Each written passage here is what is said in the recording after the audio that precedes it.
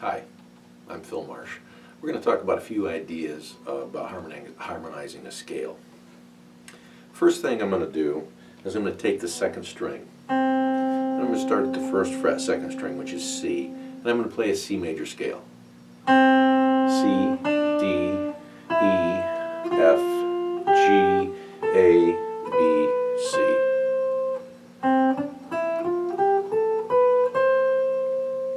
Now that's going to be the root of my chord. When we build a chord, we take the first note of the scale, we take the third note of the scale, and we take the fifth note of the scale. We stack the three notes together to build a chord. That gives us what we call a triad. So when I build a triad, I have the C on top, the first note of the scale, and I have the third of the chord on the lower note, the fourth string, and the fifth of the chord on the third string. So we would say this voicing is a first inversion. In other words, the third of the chord is there. There we go. So I'm going to build a chord on each note in the scale. C, D minor, E minor, F, G, A minor, B diminished, and C.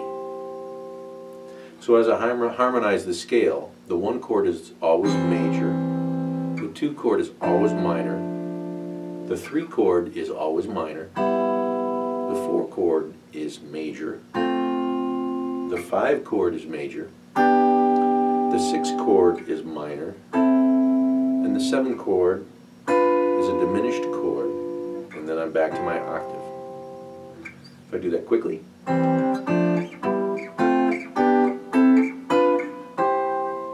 So I have a one chord, a two chord, a three chord, a four chord, a five chord, a six chord, a seven chord, and then back to one.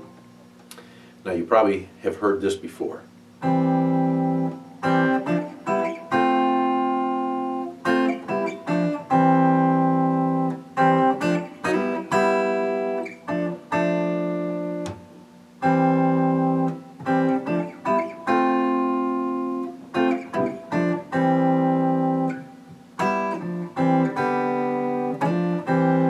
Just a simple little thing, Bill Withers' tune using the harmonized scale and triads works out very well.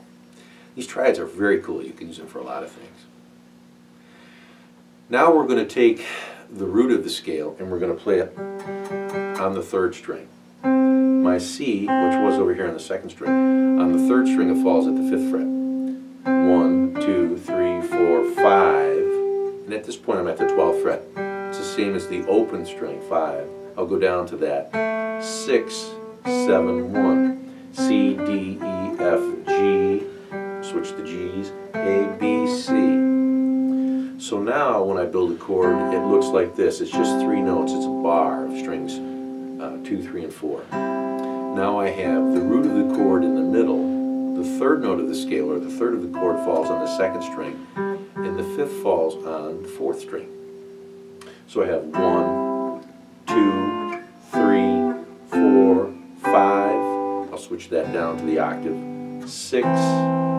There's my 7 and 1. So I'm still harmonizing the key of C here.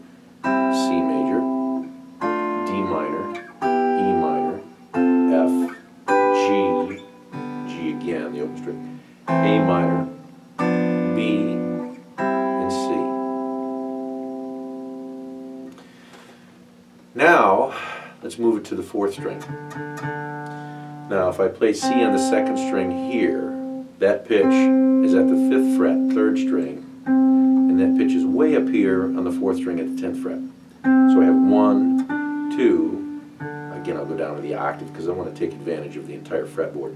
3, 4, 5, 6, 7, and back to 1. So C, D, D is the open string, E, F, G, A, B, and C. So now when I harmonize my scale, I use this particular structure. I have the root on the fourth string, the third of the chord, or the third note in the scale, is on the third string, the fifth of the chord, fifth note in the scale, is on the second string.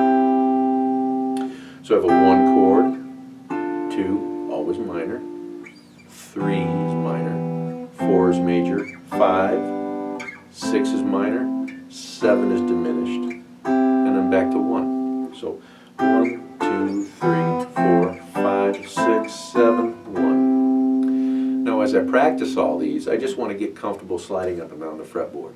We could do this on any set of strings. We could do this on the first 3 strings. We did it on the second 3, set of 3. We did it on, we could do it on strings 3, 4, and 5. We could do it on 4, 5, and 6. Any set of strings that we wanted to, as long as we have the first note of the scale in the chord, the third note of the scale, and the fifth note of the scale, 1, 3, and 5. Let me just run through these quick.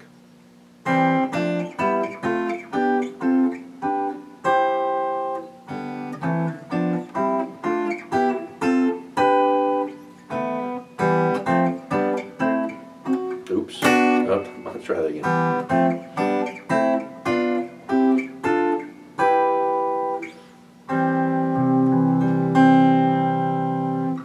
There you have it, harmonized scale.